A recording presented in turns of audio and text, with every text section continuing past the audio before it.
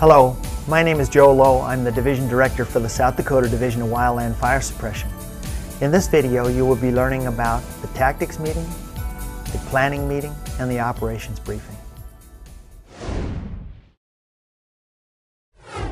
The planning process provides the following benefits. It enhances safety, it clarifies roles, it communicates the objectives of the incident commander, it provides a base against which progress can be measured. It solves problems during the planning process. Problems are identified and solved. It allows for predictions and forecasting, and above all, it builds stronger teams. Let's take a look at the ICS forms used in the tactics meeting. The purpose of the ICS Form 215 Operations Planning Worksheet is to communicate the decisions made during the planning meeting concerning resource assignments to the resource unit. The worksheet is used by the resource unit to complete assignment lists and by the logistics section for ordering resources for the incident. The information entered on the form by the operations section chief is later used on the ICS 204 form. We will now give you instruction on completing an ICS 215 operational planning worksheet. In box 1, print the name assigned to the incident. In box 2, enter the date and time prepared. In box 3, enter the time interval for which the information applies and record the start and end date and time for the operational period. In box 4, enter the division, letter, or location of the work assignment for the resources. In box 5, enter the specific work assignments given to each of the divisions. In box 6, we are going to record resources. First, complete the resource headings, both the kind and type, appropriate for the incident. Enter for the appropriate resources the number of resources by type and the number of resources available. Then record the number of resources needed. In box 7, enter the specific location the needed resources are to report for the work assignments. In box 8, request the time of arrival. In box 9, enter the total number of resources by type required, on hand, and ordered. In box 10, record the name and position for the person completing the form.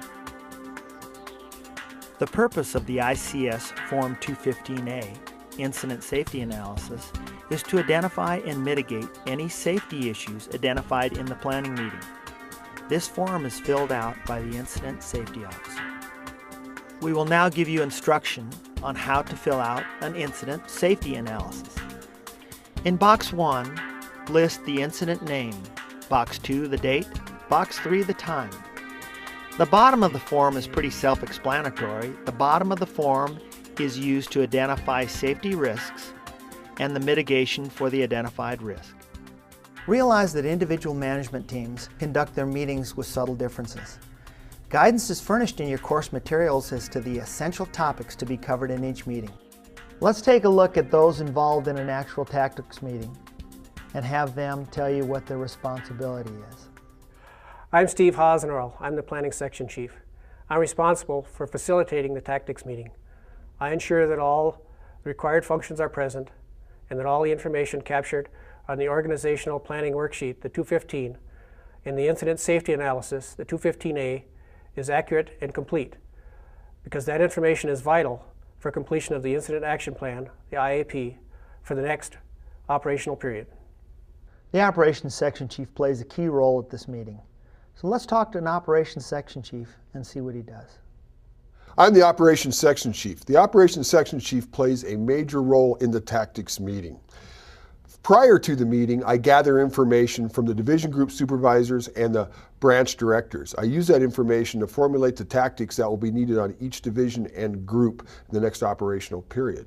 Then I come into the meeting with that information and fill out a form called the ICS Form 215.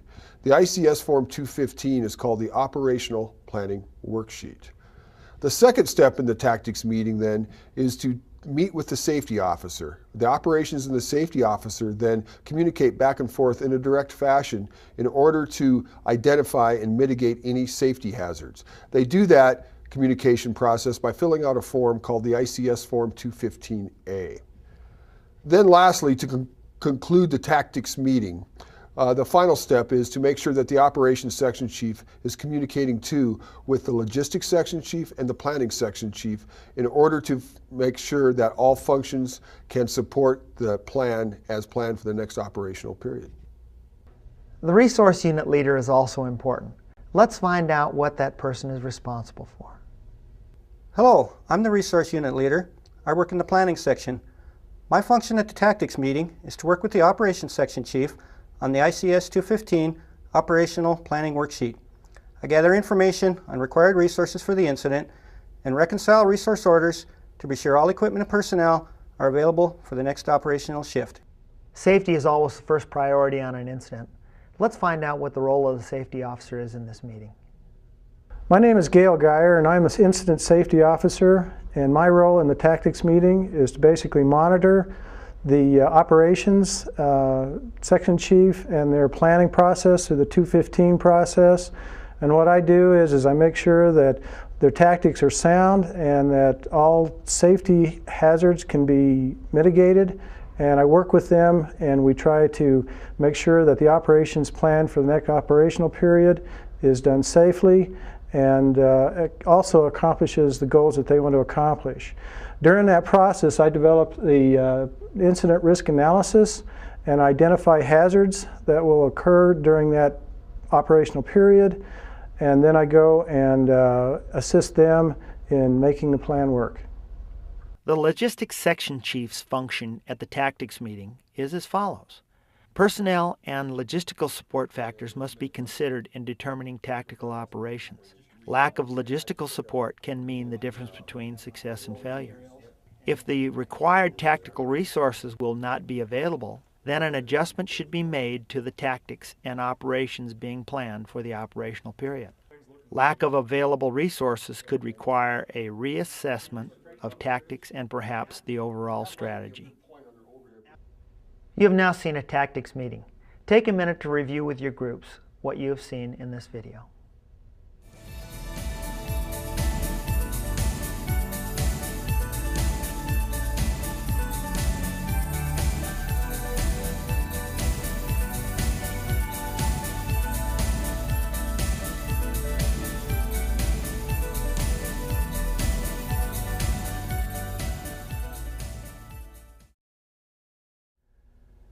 We have seen how a tactics meeting is conducted. The next meeting is the planning meeting. This is where the plan is ratified.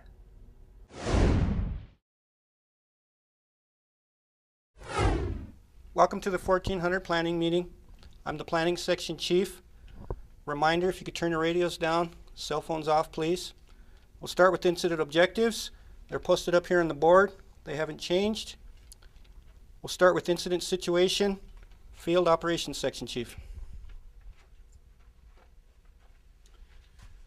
Good afternoon. Current status of the fire, starting around in Division Alpha. We've got the dozer line in place. Crews are continuing to mop up and improve up to drop for the Division break in Bravo. Division Bravo, the line is in place for the most part, but we're continuing to do some burnout as we have a lot of unburned fuel between the fire line and the fire itself. Division Charlie, same thing. We're bringing our dozer line down from the Division break, trying to marry up with Division Bravo.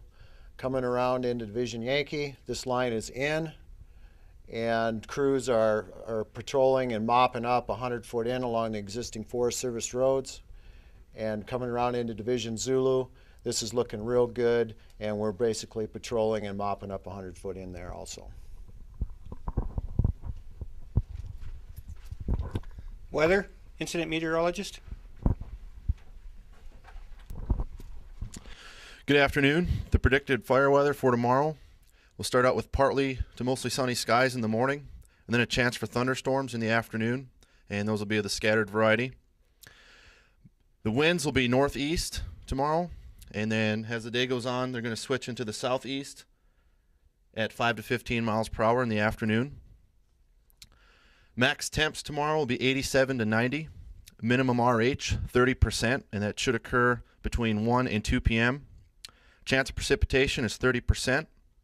Chance of wetting rain will be right around 10%.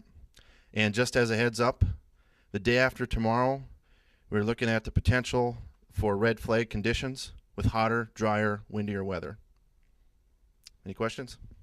I have one question with regards to the wind shift for tomorrow. Have you pinpointed that time more specifically, or we'll wait Right till now, we're later looking forecast? at the wind shift to begin to occur around 1 p.m., around 1300. And then probably by late afternoon, we're looking at around 3 p.m. We'll pick up that pretty brisk southeast wind at 5 to 15. Thanks. Fire behavior analyst. Our previous fire behavior during the daytime, we looked at the fire as run with the wind and slope mainly to the north with some torching, short crown runs, and spotting. Overnight, mainly confined to surface fire with the burnout operation that occurred. There was some isolated torching and resulted in some short-range spotting also. The heavy fuels are very dry. Live fuels are drought stressed, and they're still going to remain at critical levels. With the topography, your steep ground is going to be on the north and the east sides of the fire. What we're looking at overall with the fire is predicted spotting potential is fairly moderate in all the divisions. In your line divisions, you got a good opportunity to mop up in Alpha, Yankee, and Zulu. Should be just creeping and smoldering fire behavior with the heavy fuels as they continue to burn. Watch for an undetected spot out in this rough country over here, though. That's going to be your main concerns. Looking at in Bravo and Charlie, mainly backing fire behavior, good opportunity to burn out and clean that line up early. Watch for the wind shifts, though. Any questions?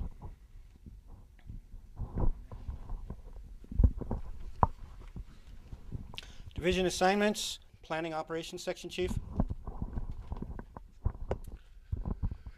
Thanks a lot. What we've seen coming at us for fire weather and our fire behavior combined with our current fire status out here, we've built a pretty good plan to accommodate for tomorrow's day shift. We're looking at, again, setting up our divisions Alpha, Bravo, and Charlie to finish constructing our dozer lines and pushing in more safety zones in there for our crews that will be working in there.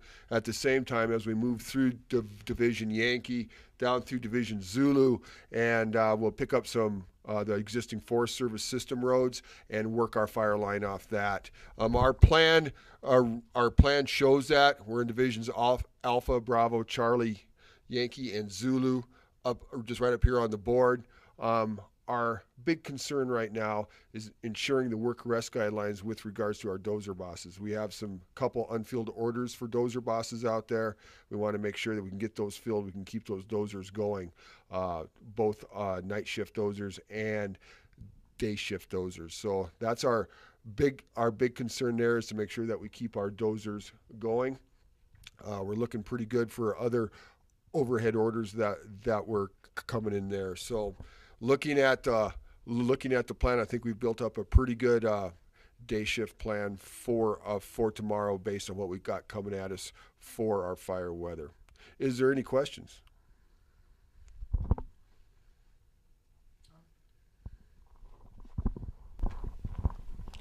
Air operations branch director.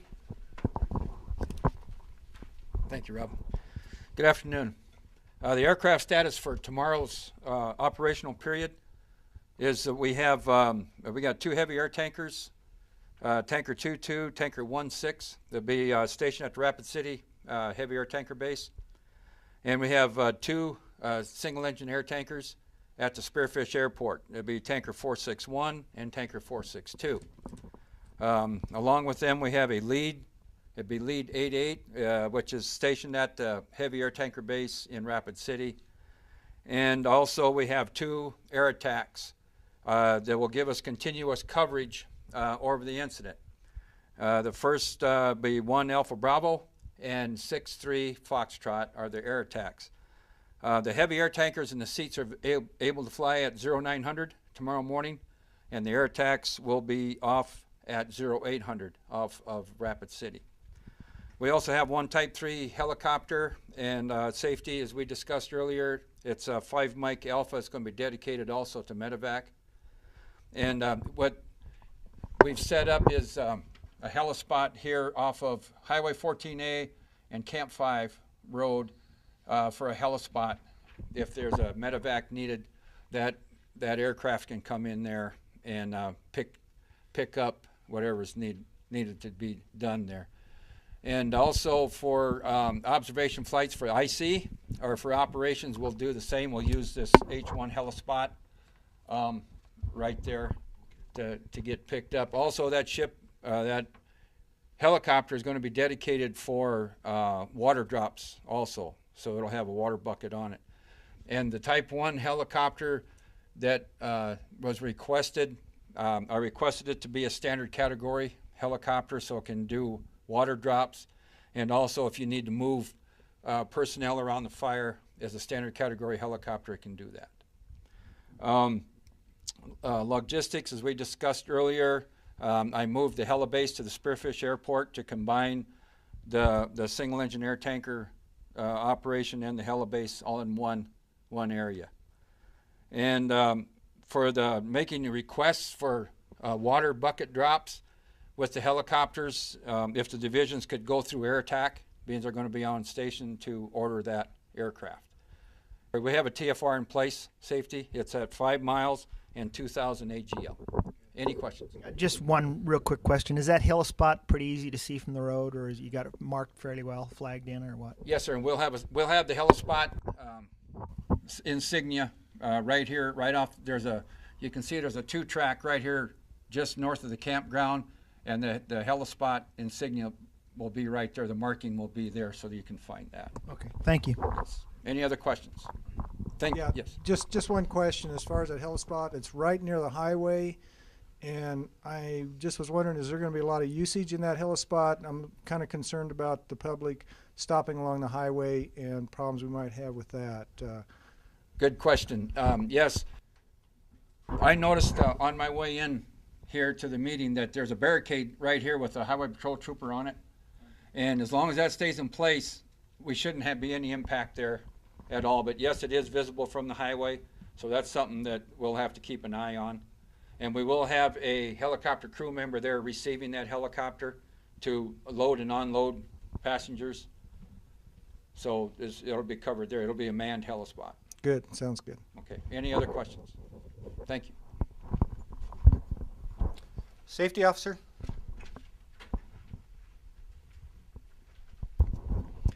Good afternoon. I was out here this morning and got a good look around. I think things are really going good in general. Haven't really seen much as far as any safety concerns out there. There's a few things I just want to bring towards you. A lot of that is on the 215A over here, and you guys can take a look at that after the meeting. The main concerns out there are snags. It's a big issue. There's a lot of snags out there, and I discussed the situation with ops, and I think they're going to mitigate that very well. The other situation is communications. We've had some issues with communications out there. There's a lot of dead zones, and we've been talking a little bit with the communications folks, and I think they're going to mitigate that, and they'll probably talk.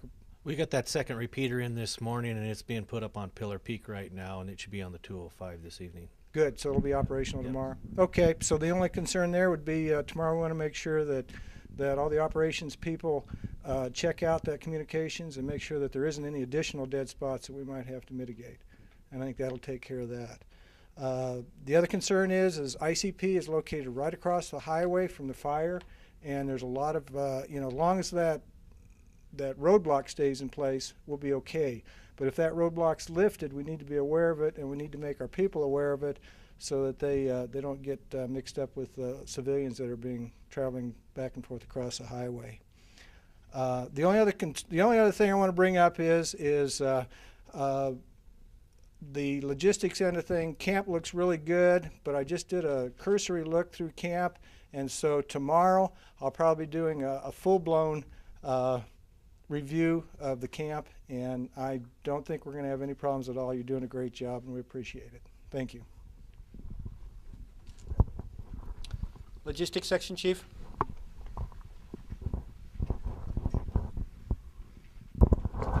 As far as logistics, just a couple points.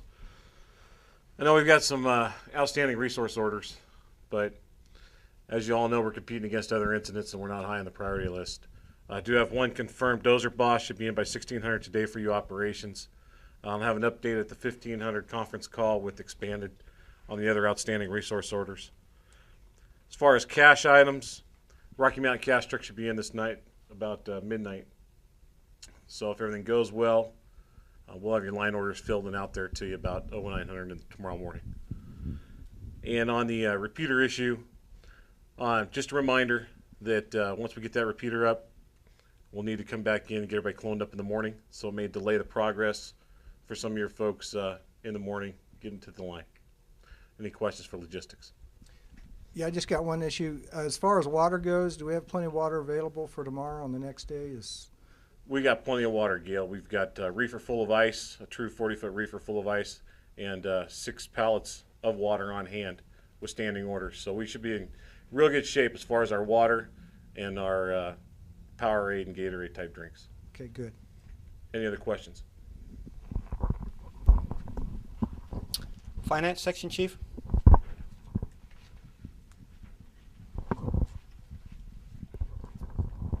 In finance, we're doing okay. We've got everything is going really smooth. One thing that I want to draw your attention to is to make sure that you guys get your CTRs in a timely fashion.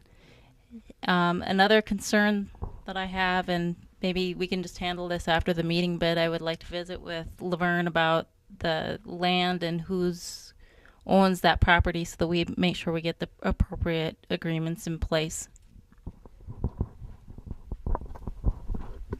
Public Information Officer.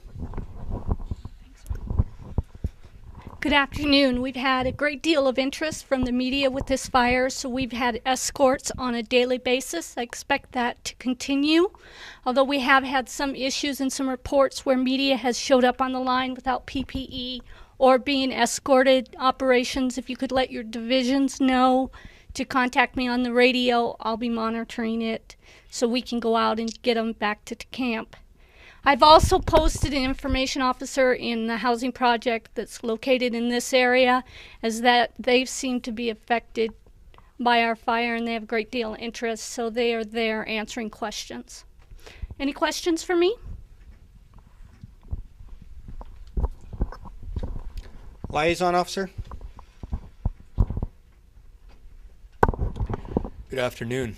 We've only had one problem that I've heard of from our assisting and cooperating agencies, and that was an issue with barricades. Resulted from a communication problem between the Highway Patrol and the Sheriff's Department. That issue has been resolved and barricades will be manned 24 hours per day. Any questions?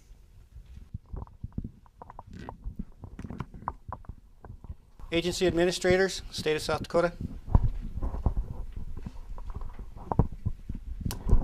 Thank you. Just had one question for operations. As you're putting the plan together, you identified a number of engines. Are you maximizing the use of local volunteer fire departments for those engines? We're trying to, in any way, shape, or possible, maximize that use of the local VFDs. However, we're trying to recognize the fact that there is some initial attack issues going on too. We want to hold some engines back for that. Okay, thanks. United States Forest Service.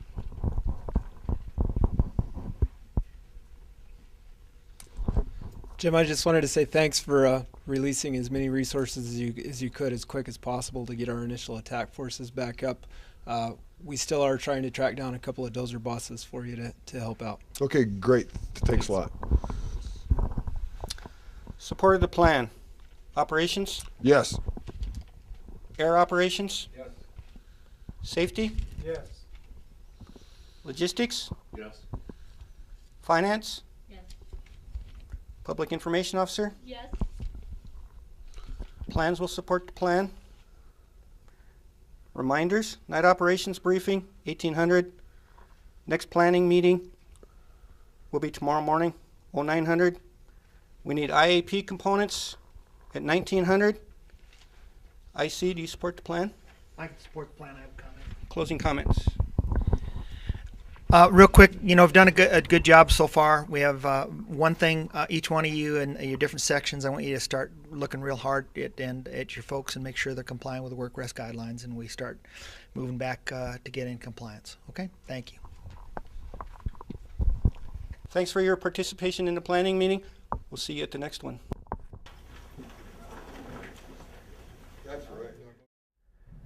You have just seen a planning meeting. Please review with your group the material that was presented in the video.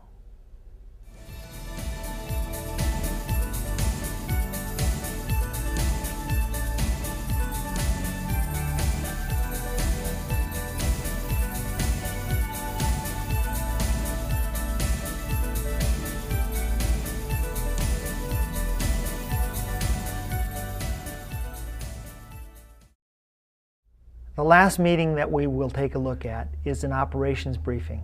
Let's take a look at one that is now in progress. Good morning. Welcome to the 0600 operational briefing. I'm the planning section chief. Please shut off radios and cell phones and we'll get started. Incident objectives, we have them posted up here on the board. They haven't changed since the last operational period. We'll start with current situation. Night operations section chief. Good morning. We had a good shift last night. Conditions were favorable. And going around, starting in Division Alpha, we completed our dozer line going up to the Bravo break. Crews are improving that. In Division Bravo, our dozer line was taken off down this drainage, and we're bringing fire along with us and continuing to construct dozer line as we still have open fire line in Bravo. Also in Charlie, our dozer line is coming from the top, from the north end, working towards the Charlie Bravo break. A lot of uncontrolled fire line here. Crews are bringing fire with the dozers. In Division Yankee, this line is complete using existing road systems, and crews are mopping up. And also in Division Zulu, the road systems, Forest Service road systems that we use for a line, this is holding well, and crews are mopping up 100 feet in. Fire weather, incident meteorologist. Thank you. Good morning. Weather summary for the fire area today. Expecting sunny conditions this morning, becoming partly sunny this afternoon with a chance of afternoon thunderstorms. Maximum temperature should be about 92 degrees on the fire. Minimum relative humidity 20%. Winds northeast this morning, 5 to 10 miles per hour. Becoming southeast at 5 to 10 this afternoon, with gusting erratic winds in the vicinity of any thunderstorms. Probability of precipitation is about 30% this afternoon. Haynes Index is 5. LAL is 1 this morning and then 3 this afternoon. There is a red flag warning in effect for the fire area tomorrow for hot, dry, and windy conditions. Any questions? Thanks. Fire behavior analyst. As you heard from the IMET, we should have some pretty favorable conditions overall today, but watch for the wind shift and erratic winds around the thunderstorms. Will be a challenging day tomorrow. What we've seen on this fire generally has been potential for strong uphill runs with short crown runs, torching, spotting during the heat of the day when the slope and the heavy fuels have combined. Without that combination, we've generally seen it remain at the surface. Our most challenging terrain is on the north and the east sides. We've got numerous chutes and steep ground and in the broken topography.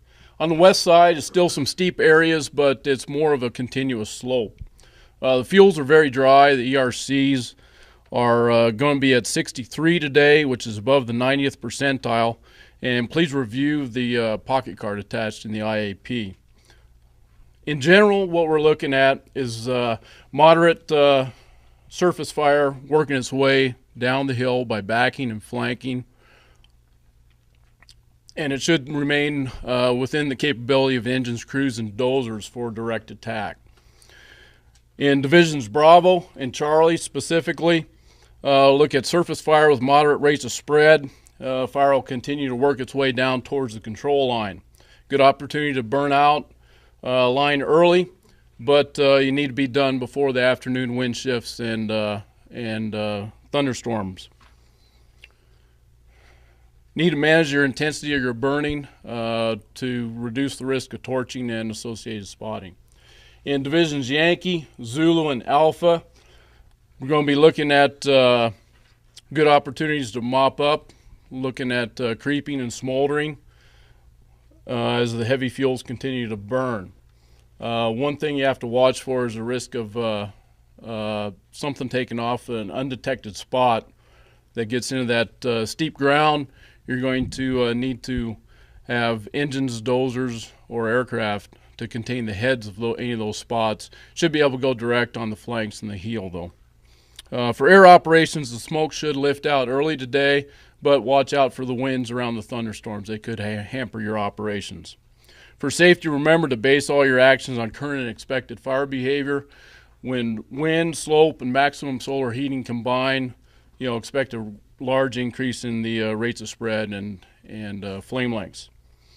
One thing we want to do is to continue to relay our weather obs back to the ICP through communications, and have a good, safe day. Plan for the operational period, day operations section chief. Thanks. Morning. As you can see from our discussion of the fire weather and fire behavior, we got a pretty serious day's work ahead of us here. We'll start it off with Division Alpha. Division Alpha Soup. Here.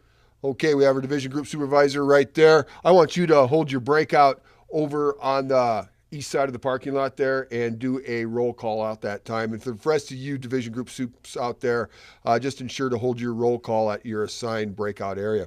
And moving with Division Alpha, I want you to start working at drop point 2 there. Start working your way north, just right up to drop point 3.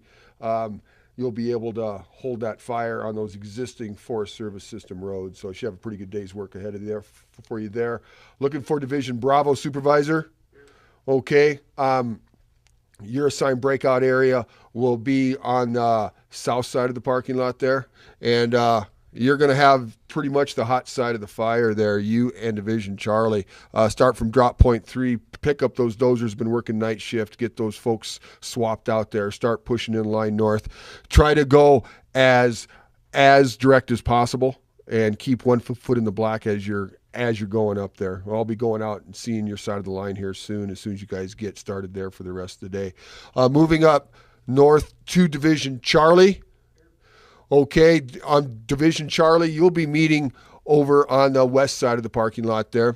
And you'll be coming in over at drop point 1. Should be picking up a night operational period dozer that's been working all night in there. Make sure we get those crews swapped out and start to work your forces and picking it up there. Hopefully fire conditions are okay. We can do some aerial reconnaissance for you and find where Bravo and Charlie can meet in there in order to tie in our lines. Moving over to a Division Yankee. Okay, for a Division Yankee, your breakout will be over on the north side of the parking lot. And you've got a pretty cold side of the fire there for today. Look out for that anticipated wind shift. You do have some spot fires. I want you to check on that. Been across the line. And if you can, they've held the fire to the existing Forest Service system roads in there, and you can continue to hold that. And that should work out for the day's operational period there. And moving over to Division Zulu. Okay, for Division Zulu, your breakout area will be just right outside the doors here, those big double doors of the building.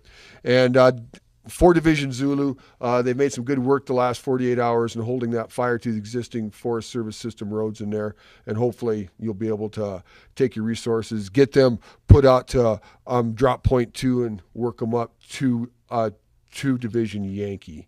So I'm looking forward to a good day's work out there. Division Soups, have your next incident operational shift needs into me by 1200 hours. And is there any questions? Thanks, Rob. Air Operations Branch Director. Thank you. Good morning. If you turn to your Air Operations Summary and your Incident Action Plans, in the remarks section, I've addressed some issues in there that we need to work with your division group supervisors. Please request all the aircraft through air attack, if you would, please. And also the helibase has been moved where we previously were yesterday over here on this intersection. We've moved it to Spearfish. And we've replaced that helibase with a helispot. The medevac helicopter will be 5 Mike Alpha. And also it's going to be used for water drops, but also it's for medevac. And we're going to use the helispot 1 for pickup at that location. We have a TFR in place for the fire. It's 5 miles radius from the center of the fire and 2,000 feet altitude above ground level. And the frequencies are air to ground. Division supervisors, if you could double check and make sure your people all have that 170.000 in their radios for air to ground. And if not, they can go over to the communications unit and get their radios cloned before they go out. Fixed wing aircraft we have on the incident today, we got 2 heavy air tankers. They'll be available at 0900. They're at the Rapid City Air Tanker Base, Tanker 22 and Tanker 16. And we have 2 single engine air tankers, Tanker 461 and Tanker 462. They're at the Spearfish helibase and seat base there at the airport, and they're available also at 0900.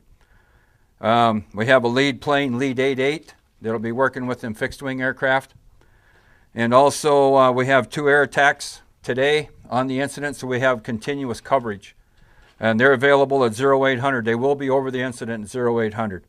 It's air attack 1 Alpha Bravo and 63 Foxtrot are the 2 air attack platforms that we have. And then again, 5 Mike Alpha is dedicated to water drops, and so they're also available at 0900. They'll be off. Is there any questions? Thank you. Safety message, Safety Officer. Good morning. Just want to really thank you for having a very safe incident so far. You're doing a great job, and just keep it up. Now, there's a few hazards out there that I want you to make you aware of.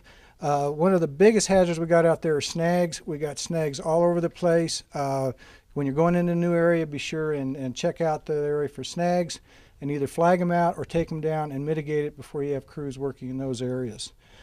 The other situation we have out there is communications are here is pretty good right now, but there may be some dead spots, so be sure and check those areas out. If you have a dead spot, establish a human repeater so that we can have good communications. The other thing is Highway 14 just outside the building here. It's a really heavily traveled road. Right now we've got roadblocks in place, but just don't count on that happening throughout the day. You may wind up, they may be opening those things up here later on this afternoon, so watch out for that traffic on that major highway. The other thing I've noticed out there is Long Division Yankee and Zulu, that road in there. It's got a lot of steep ground above it. There's a lot of rocks coming down on the road. You'll probably see them. They're pretty good size, so be careful when you're going through that area. If you have to park along there, be sure and get well out of the way and try to do it in such a manner so that if anything comes down those slopes, it won't be either hitting you or your vehicles. The thunderstorms that we may get this afternoon, that can cause a lot of erratic winds, wind shifts, and increase in wind speeds. So be very careful when you see those thunderstorms coming in. Our meteorologists will probably give us a warning and a heads up if those do develop. So be careful, establish lookouts, and make sure that you have that covered if that situation should occur. As far as air operations go, just want to reiterate, when we start getting some heavy tankers in there, bucket drops, be sure and brief your crews ahead of time on proper procedures, and make sure you stay clear of where those operations are occurring. The other thing, it's going to get warm. It's going to be really dry today, So be sure and hydrate and use plenty of water. And I think logistics may cover that a little bit further in their briefing. The other thing is we want to make sure that you understand that, I'm just a safety officer here. You guys make it happen. You're the ones that are out there. And be sure and make sure that LCES in place. Lookouts, communications, escape routes, and safety zones. Establish that before you start your day and make sure that's known to everyone. And you all have a great day, and we'll see you this evening. Logistics message, Logistics Section Chief. Thank you and good morning. First of all, I want to remind all your division soups to make sure your crews pick up their noon meals at the proper places over serving meals. Make sure they have their breakfast right away this morning. Next thing will be make sure they get their ice in the water. It's hot out there. We don't want them getting dehydrated, and we do have plenty of ice and water for make sure they stay hydrated. The other one will be if you have any tools or equipment that you've requested and ordered, make sure you stop over at the outer staging area where we have our white truck parked and pick up your tools and supplies you ordered yesterday when you came in. They should all be there ready for you to go, and bring in your ones that you've broke or need to replace. With that, have a safe day. Medical Unit Leader. Good morning. We've seen a number of cases of poison ivy, especially in Division Bravo and Charlie, so I want a heads up on that. I've printed out some information and pictures on the poison ivy plant. Those will be posted both in the medical unit and throughout camp. Can't stress enough, you need to stay hydrated out there. There's plenty of water, Gatorade, power drinks available, so make sure you're drinking plenty of fluids. Also, you've seen there are numerous hand washing stations located in camp. Please use those. Identify your EMTs on both crews and engines when you're working out there in your divisions. In case of a medical emergency, make sure that you refer to the medical plan in the IAP and use those procedures. Report any injuries to the medical unit, and is there any questions for the medical unit? Thank you. Communications Unit Leader.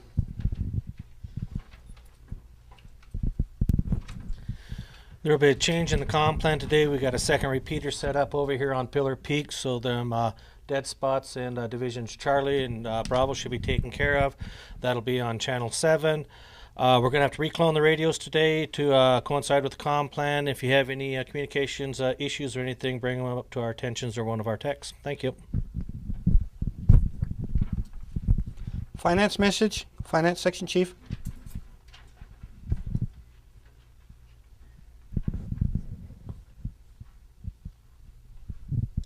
Good morning.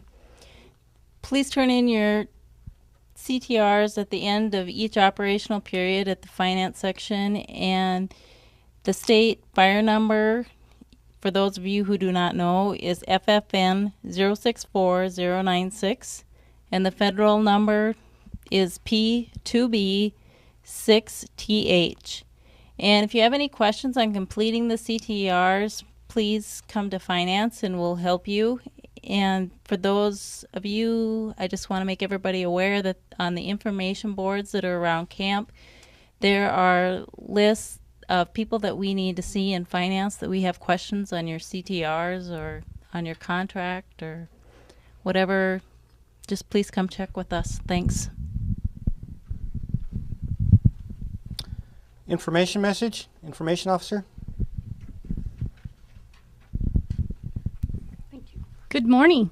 We have had a great deal of interest from the media on this fire, and we are escorting them. We have had some reports of media out on the line without escorts and without their PPE. Division soups, if you get reports of that, please just holler. I'm monitoring the radio and I'll come out and escort them in. We've also had questions coming out of the community. We spent a lot of time out into the community with the folks around the area. They're very pleased with the job you guys are doing. I wanted to let you know that, and they're thrilled to have you here working on the fire. Also, we've established some bulletin boards around camp, so there'll be information for finance and safety up on those boards, and please keep an eye out for those. Any questions? Thank you. Agency administrator comments, State of South Dakota. Thank you. Good morning. Really want to tell you how much we appreciate the good work of the team and all the firefighters who've come to help us. Before you guys got here, things were really not looking good. We had a lot of structures at risk. We haven't lost any. We really appreciate that. We just want to tell you to keep up the good work, and we really appreciate the work that you're doing for us. Thank you. United States Forest Service.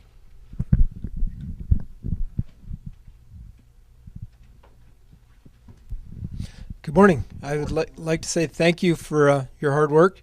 I appreciate your support on initial attack in the local area around the incident. And a couple of things.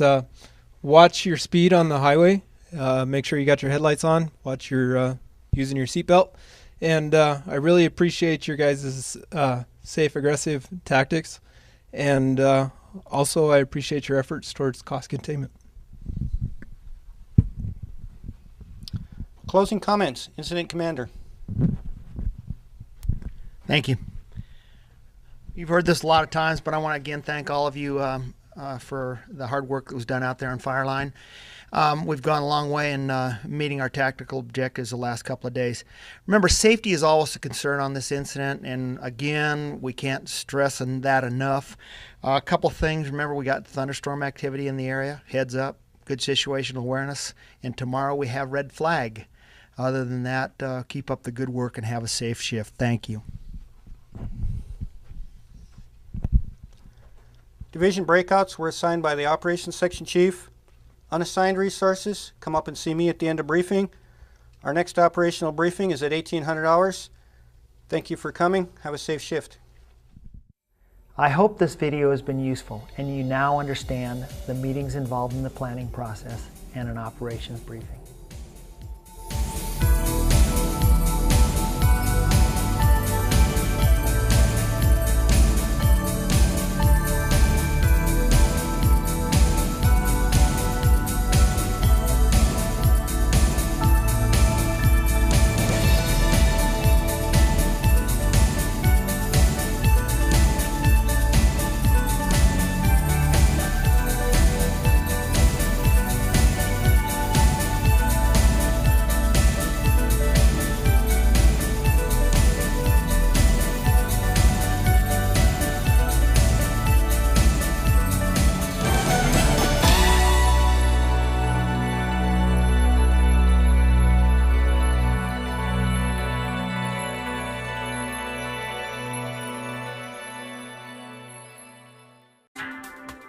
We will now give you instruction on how to fill out an incident safety analysis. In Box 1, list the incident name, Box 2, the date, Box 3, the time. The bottom of the form is pretty self-explanatory. The bottom of the form is used to identify safety risks and the mitigation for the identified risk. Realize that individual management teams conduct their meetings with subtle differences. Guidance is furnished in your course materials as to the essential topics to be covered in each meeting.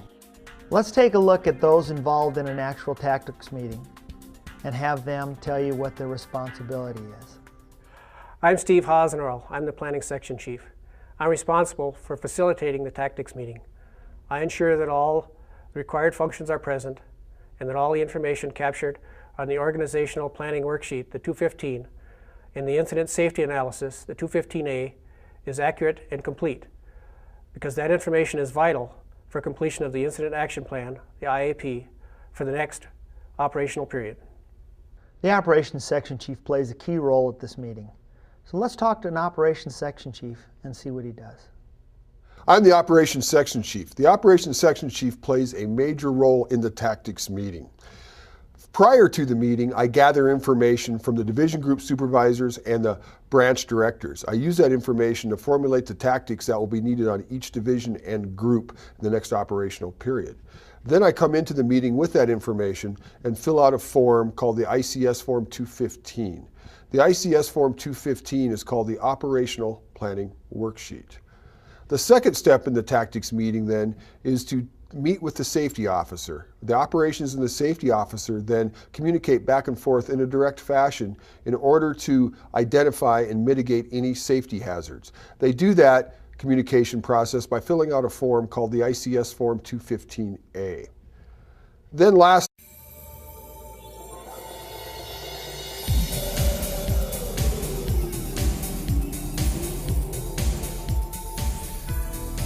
Hello, my name is Joe Lowe. I'm the Division Director for the South Dakota Division of Wildland Fire Suppression.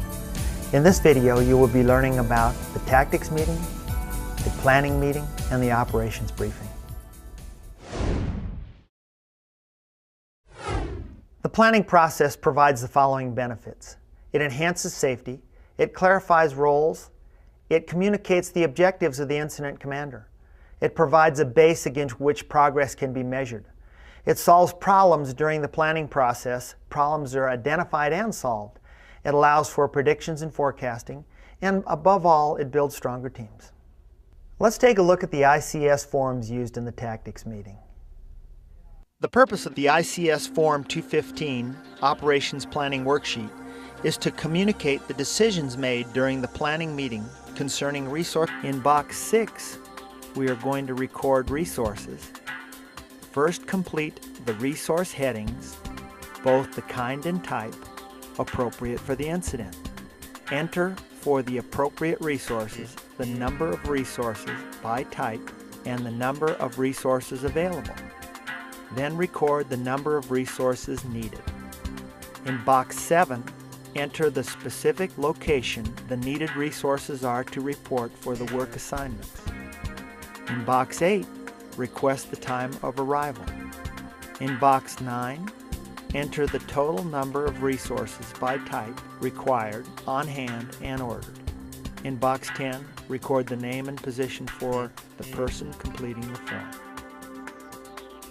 The purpose of the ICS Form 215A Incident Safety Analysis is to identify and mitigate any safety issues identified in the planning meeting.